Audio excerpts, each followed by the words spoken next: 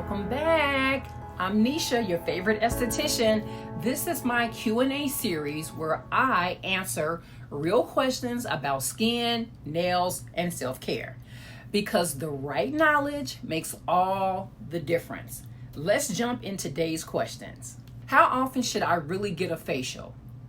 Skin naturally renews itself about every 28 to 48 days. That's why estheticians recommend facials 4 to 6 weeks.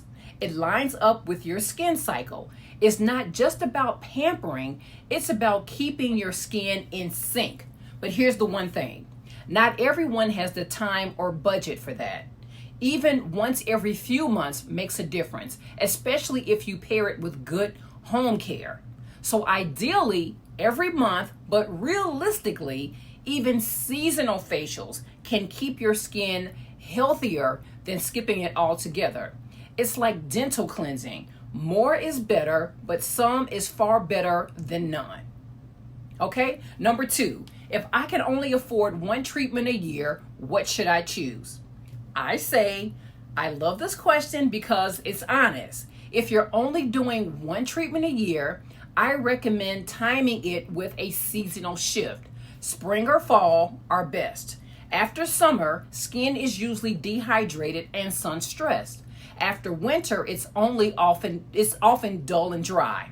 A full facial that includes cleansing, exfoliation, extractions, and a deep hydration acts like a reset button.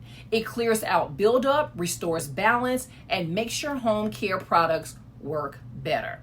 One treatment a year won't change everything, but it will absolutely refresh your skin and give you a solid point.